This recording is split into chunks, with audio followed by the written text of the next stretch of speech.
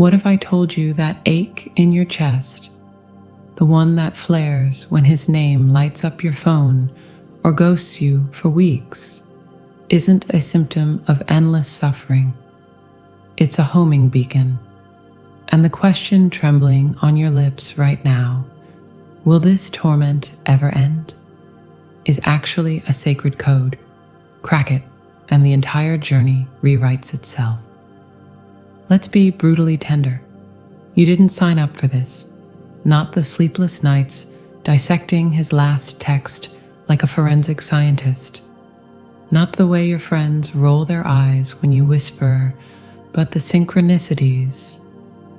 Not this carnival ride of hope and heartbreak that makes you question your sanity. You signed up for a love story. Instead, you got a spiritual boot camp disguised as a romance novel. And the drill sergeant? Your own soul. I remember a woman who once confessed she'd trade every PhD for one answer. Am I cursed to orbit this man forever? Then, during a midnight shift, she held a dying man's hand. No fanfare, no angels, just a stranger's pulse fading beneath her fingers. And in that stillness, she realized her twin flame wasn't her destination. He was the defibrillator that shocked her awake. We've been sold a celestial fairy tale, twin flames as predestined puzzle pieces clicking into eternal union. But here's the scandalous truth, whispered in ashrams and Brooklyn bars alike. Some connections aren't meant to be completed. They're meant to be composted. Fertilizer for gardens you can't yet imagine. That circling you despise? It's not a malfunction. It's the universe asking, when will you stop searching for the door and realize you're the house? Think of Rumi's famous line, you're not a drop in the ocean, you are the entire ocean in a drop. Now flip it. Your twin flame isn't your missing half. He's the funhouse mirror reflecting the wholeness you forgot you carried, every gut-wrenching separation, a love letter from your soul. Notice, reclaim, remember. This isn't about enduring, it's about alchemizing. So let me ask properly this time. What if the end you crave is actually a threshold? The answer might unravel you. Keep reading. We're stepping through together.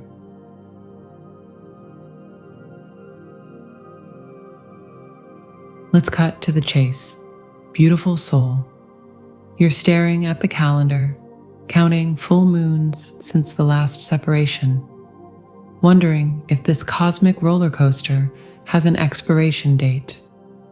But here's the raw truth. Your twin flame journey isn't a train ride with a scheduled terminus. It's a river. Sometimes it rages, sometimes it stills, but it never stops flowing. It simply changes course when you do. Think of it like this. You're holding a compass in one hand and a clock in the other. The compass? That's your inner growth, your willingness to face shadows, to dissolve ego, to love without claws. The clock?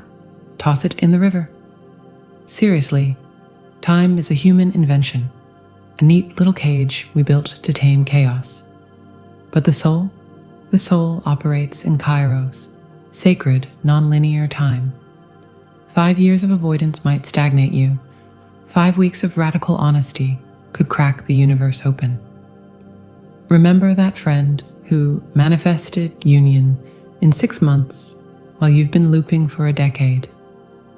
Don't envy her, pity her, because she likely skipped the deep work, the marrow-deep healing, and settled for a shiny facade. True transformation isn't fast. It's like geology. Continents shift in silence. You don't see the canyon being carved until one day, boom, you're standing in grandeur. But when will it end, you whisper? Darling, when will you stop seeing your own evolution as a prison sentence? This journey demands you surrender the addiction to endpoints. Union isn't a trophy you win by enduring enough pain. Separation isn't a failure. These are just weather patterns in the climate of your awakening. The moment you stop begging the sky to be sunny and learn to dance in the rain, that's when the storm loses its power. Last year, I met a woman in Budapest, 70 years old, eyes like cracked sapphires. Her twin had died a few years ago. "Do you still feel him?" I asked. She laughed. "Feel him? I am him, the running and chasing. That was just our souls learning to tango. Now, we waltz." She hadn't ended her journey. She dissolved the illusion of separation. No clocks, no calendars, just presence. So, practical magic, time. How do you actually shift from waiting for the end to living the evolution? Trade timelines for milestones. Instead of, "When will he return?" ask, "What fear can I face this week?" Each healed wound alters the connection's frequency. Embrace the spiral. Yes, you'll revisit old triggers, but each time with sharper tools. Last year, his silence shattered you. Today, you brew tea and journal. Progress isn't linear, it's fractal. Become the alchemist. Your pain isn't a sign you're stuck. It's the coal for your diamonds. Burn impatience, forge patience, and humor me for a second. Let's shatter the biggest myth. This isn't about him. It never was. Every tear, every sleepless night, every frantic Google search for twin flame reunion signs, that's your soul's clever trick to lure you into self-discovery. The connection isn't the teacher. You are. He's just the lightning rod. So, what's the end look like? Maybe you wake up one morning and realize the ache is gone. Not because he's back, but because you're full. Maybe you collide again, but this time it's not fireworks. It's a quiet hearth. Or maybe you become like my Budapest sage, so at peace with the bond that labels like together or apart feel childish. The river doesn't end. It merges with the ocean, and you, wild, impatient, glorious you, are both.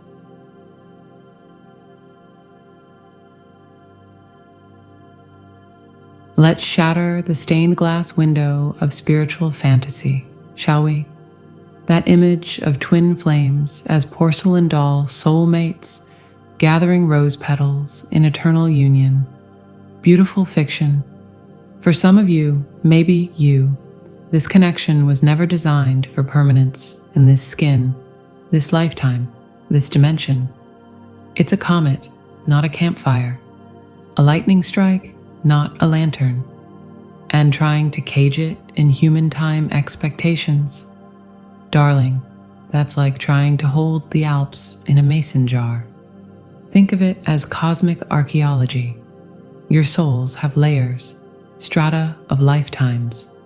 This intense, disruptive, heart-hammering connection, it's just one layer being excavated. You feel like you're circling because you are, but you're not spinning in mud. You're a diamond drill bit spiraling through bedrock, uncovering artifacts from other eras. That déjà vu when he touches your wrist.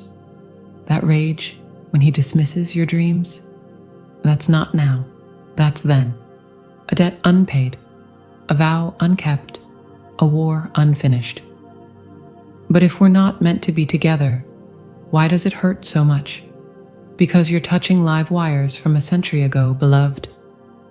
Once in India, I met a monk, wrinkled like a walnut, with eyes the color of obsidian. When I asked him about twin souls, he grinned. "You Westerners," he sighed, "always wanting to marry your teachers. If a surgeon removes your tumor, do you chase him down the street, begging for forever? Number, you bow. You thank him. You move on. Some twin flames are soul surgeons. Their job isn't to stay, It's to cut out the poison so you can live. Here's the rarely whispered truth.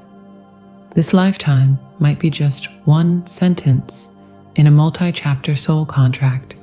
That endless loop. It could be a feature, not a bug. Maybe you signed up for, in the first life, plant a seed, meet in wartime, lose each other. In another life, water the soil, reunite as brother and sister, nurture unresolved longings. In the next life, harvest fruit. You're frustrated because you're reading page 37 and screaming, "Why isn't this resolved yet?" While the universe whispers, "Honey, we're on volume 3 of 12. But what if we're meant for future lifetimes? Then future, you will handle it. Stop mortgaging now for maybe. This isn't about giving up. It's about stepping into your sovereignty. Some twin flames are bridges, not homes. Walk across. Don't pitch a tent. Your soul didn't agree to this for punishment. It's for evolution. And evolution, it isn't measured in wedding anniversaries. It's measured in how wide your wings unfold when you finally stop waiting for him to be the wind.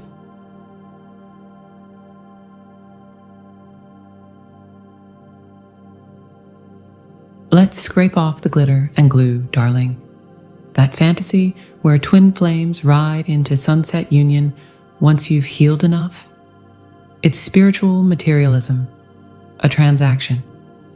I'll do my shadow work, universe. Now give me my prize. But what if the ultimate test isn't earning union? It's loving without demanding a receipt. Picture this. You're clinging to a stained glass image of him, the way his laugh crinkles his eyes, the midnight texts that once felt like oxygen. Meanwhile, the real man?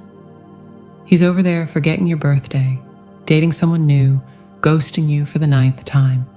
And you're whispering, but our soul contract. Beautiful soul, listen closely. Attachment is building a shrine to a ghost. Unconditional love is setting the ghost free and keeping the altar for yourself.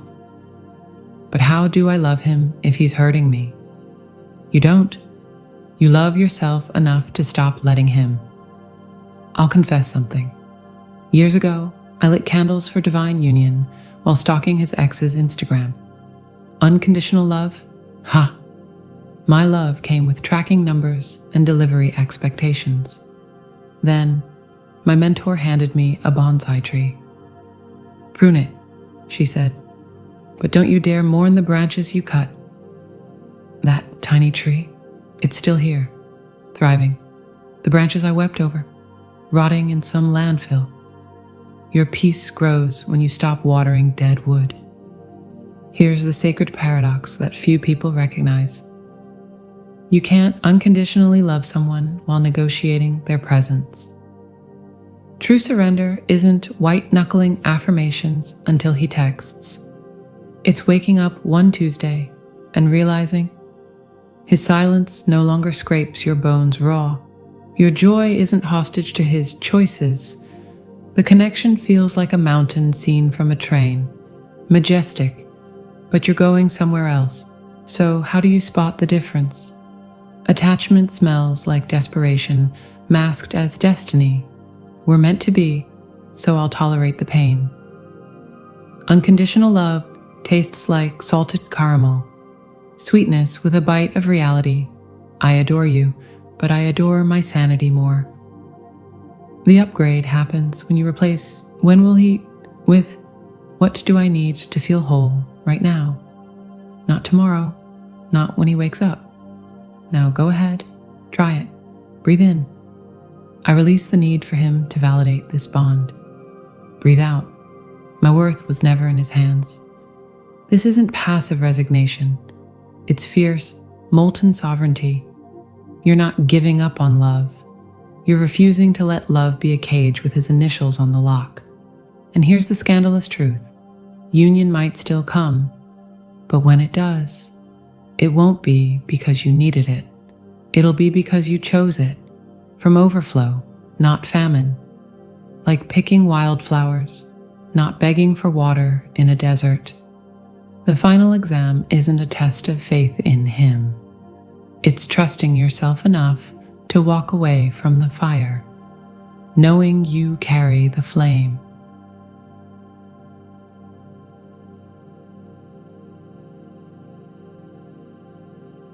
Let's talk about what happens when the roller coaster finally stops. Not with a dramatic crash, but with a soft sigh. That moment you realize the chaos has dissolved like sugar in tea, leaving only a faint sweetness where bitterness once ruled.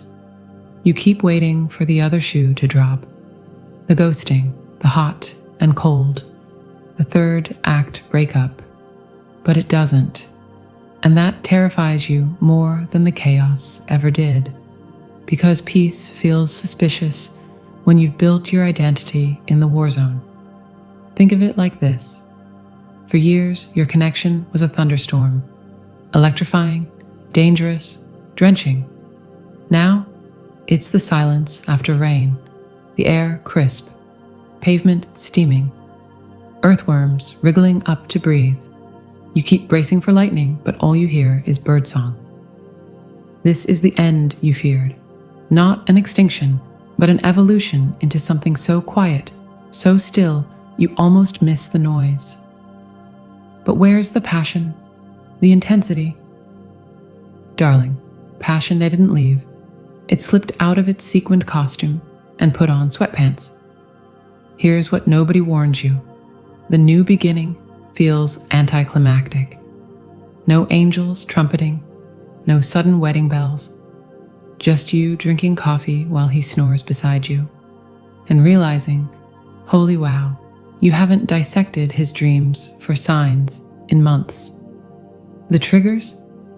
They're still there, but now they're doorbells, not detonations. That thing he does that used to make you rage cry. Now you nudge him. Hey, remember when that bugged me? Funny, huh? And he laughs, and you laugh. And the ghost of your old pain floats away like dandelion fluff. My gardener friend Nina once said, after the storm, you don't celebrate the absence of wind, you plant damn petunias. She'd know. Her twin flame journey ended when they bought a nursery together. Now they bicker over fertilizer ratios instead of soul contracts. We used to cry over past lives. She grinned, now we just compost. This phase isn't about losing the spark. It's about learning the difference between a spark and a wildfire. One illuminates, the other devours. How to know you've crossed the threshold. Triggers become inside jokes. That thing he does with his coffee cup. There's my abandonment wound. Hi, old friend. Calm. Separation feels like space, not amputation. You go on vacation separately and send each other photos. Your twin flame becomes your person. You forget to label the bond because you're too busy arguing over Netflix passwords. The greatest miracle? The stillness isn't boring. It's alive, like watching a heron stalk fish in a pre-dawn pond. Every ordinary moment throbs with a sacred hum you were too frantic to hear before. Admit it, do you sometimes miss the drama? Of course you do. Drama was your dragon, exciting, dangerous, proof that you were chosen. But darlings, you don't need a dragon when you've grown wings. This end was never about closure. It was about coming home to a love that doesn't need mythology to justify its existence.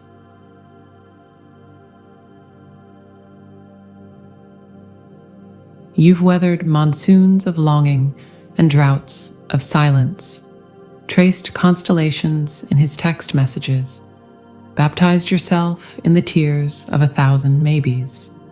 And now, standing at the edge of all that chaos, you realize something.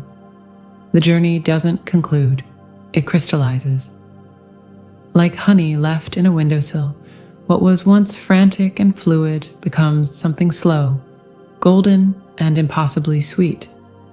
Not because the bees stopped working, but because they finally trusted the alchemy.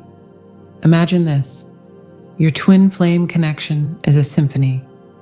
For years, you've been the first violin, shrieking, trembling, carrying the melody through every storm.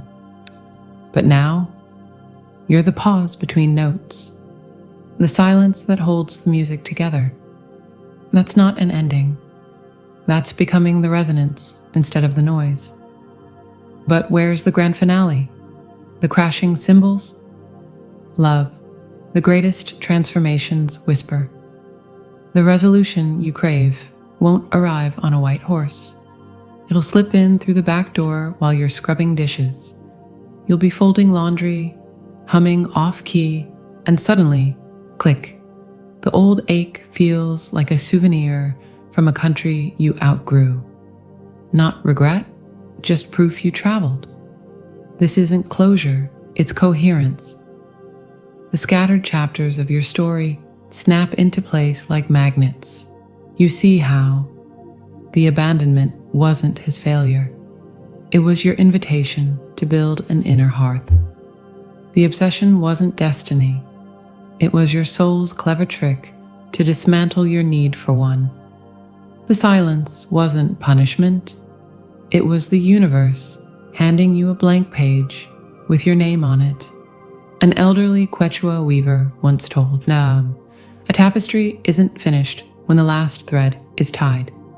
It's finished when the weaver stops seeing knots and sees the story. Your twin flame journey? Those knots are the story. The tangles that taught your hands their strength. So, how do you step into this quiet triumph? Trade searching for savoring. Stop auditing his socials for clues. Start tasting your morning coffee like it's the first cup on earth. Bless the ghosts. Light a candle for the version of you that needed his validation. Thank her, retire her, rewrite the definition of union. Maybe true merging isn't sharing a bed, but sharing the unshakable, knowing that you rewrote each other's souls. Go ahead, try it now. Place your hand over your heart. Feel that? That's not a missing piece. That's a compass that finally points home to you. The miracle was never him. It was the universe using his reflection to show you your own divinity. And if your eyes just welled up, good. That's the sound of your soul whispering, the real journey starts here.